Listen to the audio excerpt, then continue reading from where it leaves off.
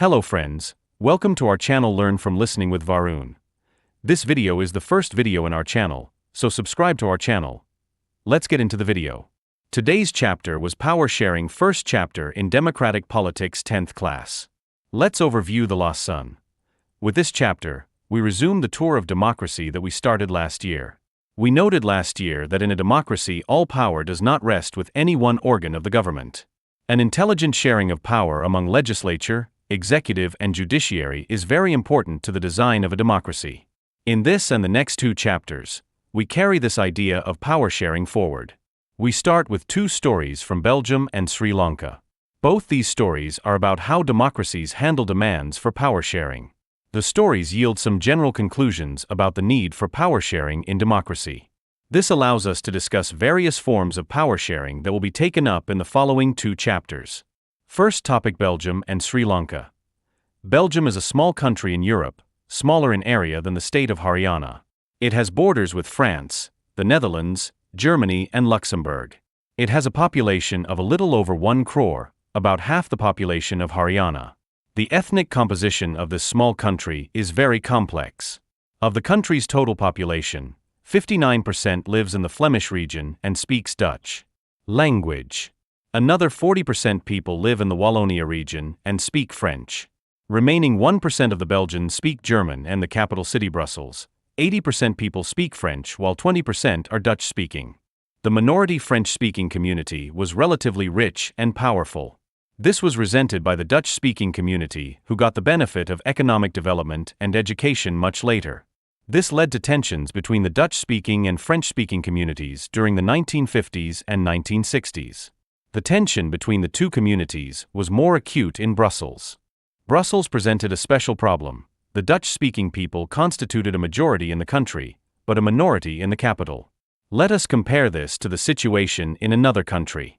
Sri Lanka is an island nation, just a few kilometers off the southern coast of Tamil Nadu. It has about 2 crore people, about the same as in Haryana. Like other nations in the South Asia region, Sri Lanka has a diverse population. The major social groups are the Sinhala speakers, 74%, and the Tamil speakers, 18%. Among Tamils there are two subgroups.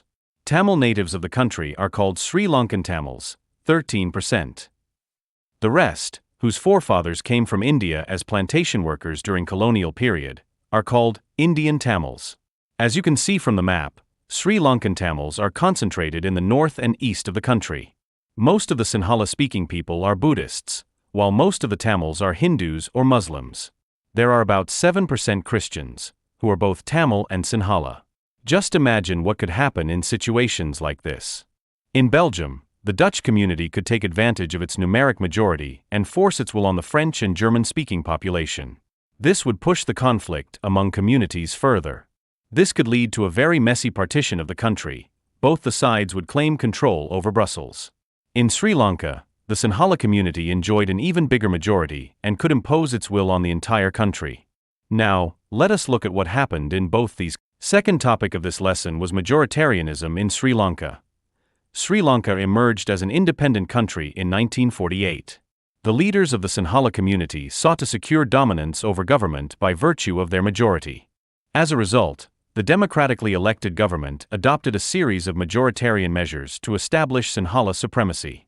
In 1956, an act was passed to recognize Sinhala as the only official language, thus disregarding Tamil.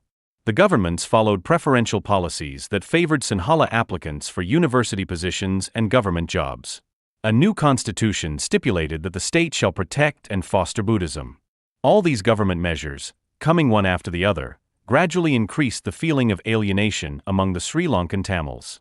They felt that none of the major political parties, led by the Buddhist Sinhala leaders, was sensitive to their language and culture.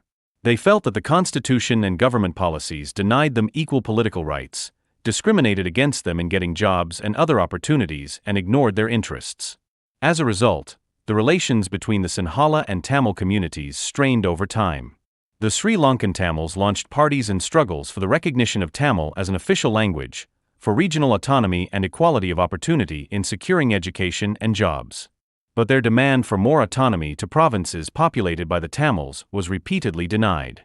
By 1980s, several political organizations were formed demanding an independent Tamil Elam state in northern and eastern parts of Sri Lanka.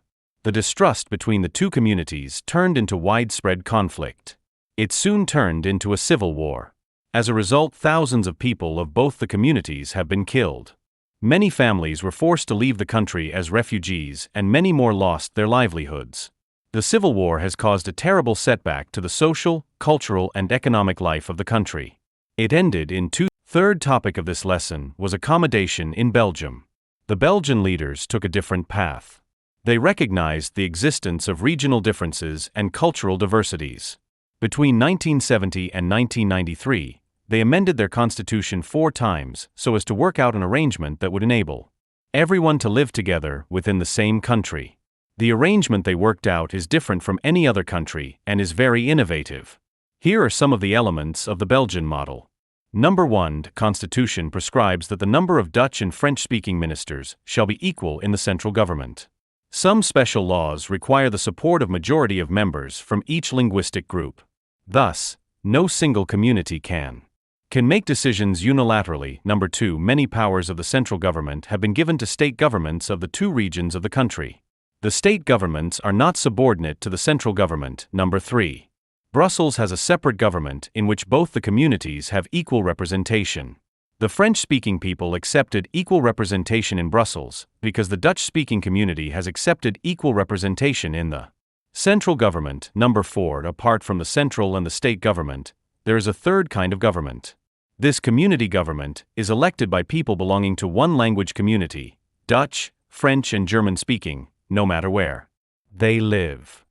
This government has the power regarding cultural, educational, and language-related issues.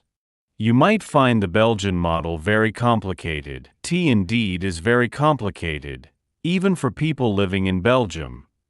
But these arrangements have worked well so far. They help to avoid civic strife between the 2 major communities and a possible division of the country on linguistic lines.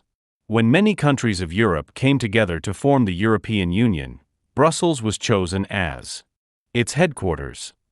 What do we learn from these 2 stories of Belgium and Sri Lanka? Both are democracies. Yet, they dealt with the question of power sharing differently. In Belgium, the leaders have realized that the unity of the country is possible only by respecting the feelings and interests of different communities and regions. Such a realization resulted in mutually acceptable arrangements for sharing power. Sri Lanka shows us a contrasting example. It shows us that if a majority community wants to force its dominance over others and refuses to share power, it can undermine the unity of the country. And 4th concept of this chapter was why power sharing is desirable. Let's get into the concept. Thus, 2 different sets of reasons can be given in favor of power sharing.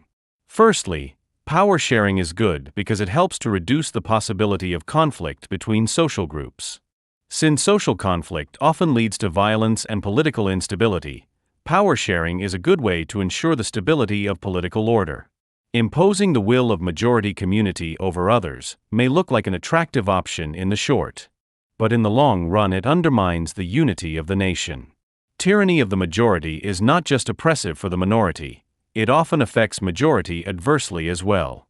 There is a second, deeper reason why power sharing is good for democracies. Power sharing is the very spirit of democracy. A democratic rule involves sharing power with those affected by its exercise, and who have to live with its effects.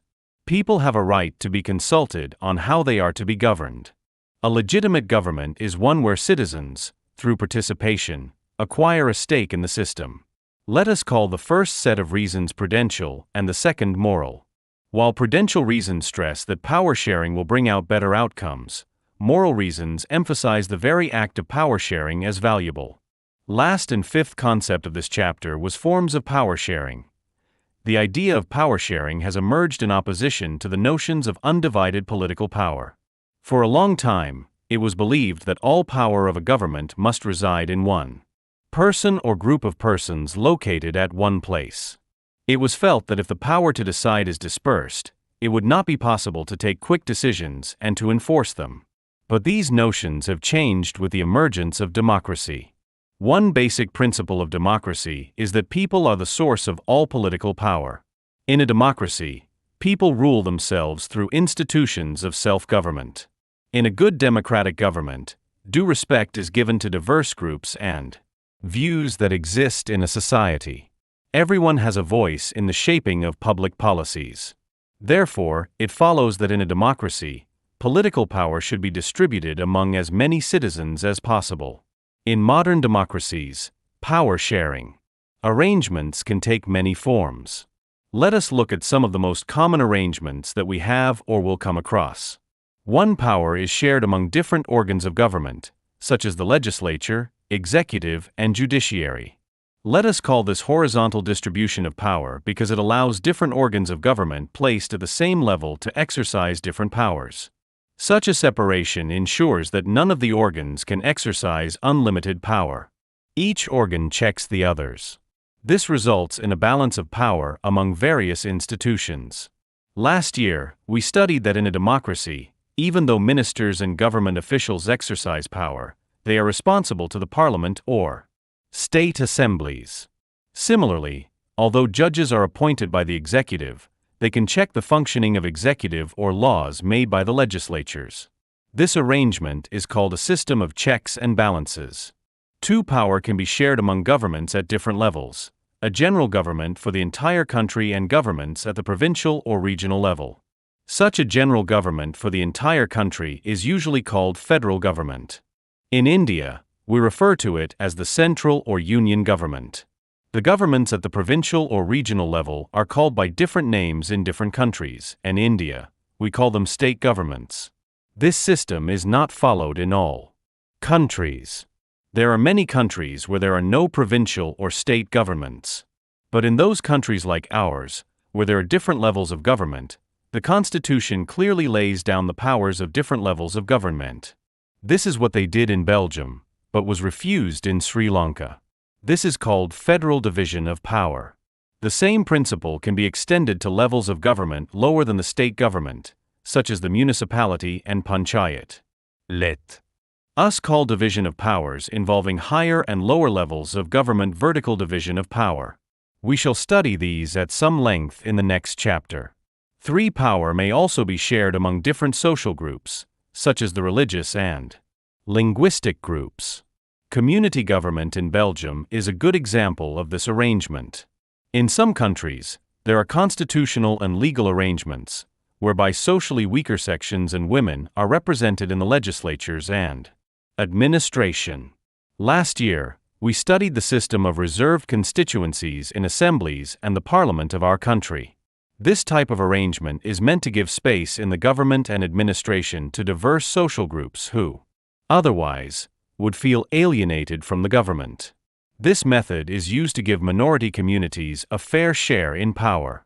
In Unit 2, we shall look at various ways of accommodating social diversities.